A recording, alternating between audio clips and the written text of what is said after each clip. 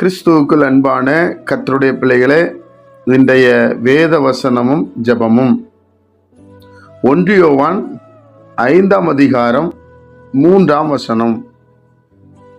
நாம் தேவனுடைய கற்பனைகளை கைக்கொள்வதே அவரிடத்தில் அன்பு கூறுவதாம்.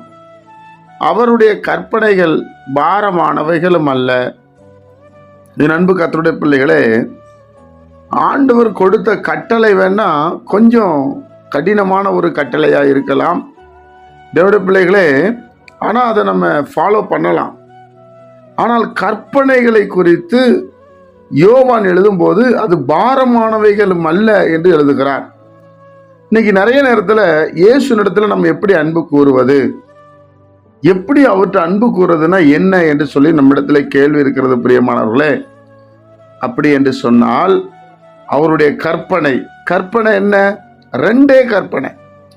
ஒன்று, தேவனிடத்துல ஆண்டவராக இயேசு கிறிஸ்துவிடத்துல அன்பு கூறணும். அப்படின்னா அவர்கிட்ட எதையும் நீங்க மறைக்க கூடாது. அவர்கிட்ட எல்லாம் வெளிப்படையா நீங்க இருக்கணும்.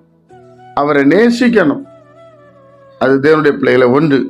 இன்னொன்று, உன்னிடத்தில் அன்பு கூறுவது போல பிறரிடத்திலும் அன்பு கூறுவாயாங்க. சகோதரர்களிடத்துல, மற்றவர்களிடத்துல அந்த அன்பு வெளிச்சத்தின் அன்பா இருக்க வேண்டும். அப்போ இந்த ரெண்டையும் செய்யலாம் என்று சொல்லி அவர் எளிமையாய் சொல்லுகிறார். அது பாரமானவைகளும் அல்ல. தேவனுடைய பிள்ளைகளே, ஏற்கனவே கர்த்தர் கொடுத்த கட்டளை 10 மோசே மூலமா எழுதி கொடுத்தார். ஆனா இப்ப இயேசு கிறிஸ்து வந்த பிற்பாடு சீசனத்துல ரெண்டே கற்பனை. உன் தேவனாகிய கர்த்தரிடத்துல முழு இருதயத்தோட, முழு ஆத்மாவோட, முழு பலத்தோட அன்பு கூறுவாயாக. அப்படின்னா அவர் மட்டும்தான் எனக்கு, அதான் உண்மையான அன்பு. ரெண்டாவது, நம்ம சரீரத்தை நம்ம எந்த அளவு நேசிக்கிறோம், நம்மளுடைய ஆஸ்தி எந்த அளவு நம்ம நேசிக்கிறோம், அதே போல நீ மற்றவர்களை நேசி, அப்ப போதும் என்று சொல்லுகிறார். அப்போ இது பாரம் இல்லையே, நம்ம இதை நினைக்கலாமே, இதை செய்யலாமே அப்படின்னா அவரு நமக்கு ஒரு ஆலோசனை கொடுக்கிறார். இதோட பிள்ளைகளே, அப்போ கற்பனை என்பது ரெண்டே கற்பனை தான். நல்ல மனசுல வச்சுக்கிடுங்க. அந்த 2 கற்பனையை நீங்க செஞ்சிட்டீங்கன்னா வேதம் சொல்லுகிறது உலகத்தை நம்ம ஜெயிச்சிடலாம். தேவன்கிட்ட முழு மனதோடு அன்பு கூறுங்க. தேவனுடைய அடிச்சுவடில வரணும்னு நினைங்க. அவரை பார்க்கணும்னு விசுவாசிங்க. தேவனுடைய பிள்ளைகளே, இந்த உலகத்தை நம்ம ஜெயிச்சிருவோம்.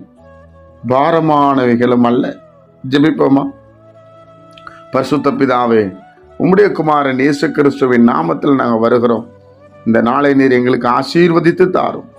ஆண்டவரே, சொல்லப்பட்ட அந்த வார்த்தை எங்களுக்குள்ள கிரியை செய்யட்டும். உங்க மேல வைக்கிற அன்பு இன்னும் அதிகமாகட்டும் சுவாமி. உங்க நேசிக்க உங்களுடைய வசனத்தை கைக்கொள்ள எங்களுக்கு கிருபை செய்யும். ஆண்டவரே, எங்களுக்கு மேல அன்பு வைக்கிறது போல மற்றவங்க மேலே நாங்கள் அன்பு வைக்க எங்களுக்கு கிருபை செய்யும். இந்த மேலான சத்தியத்தை எங்களுக்கு காண்பித்ததுக்காக ஸ்தோத்திரம். கேட்கிற ஒவ்வொரு பிள்ளைகளும் ஆசீர்வதிக்கப்படட்டும். இயேசு கிறிஸ்துவின் மூலம் ஜெபிக்கிறோம் நல்ல பிதாவே. ஆமென்.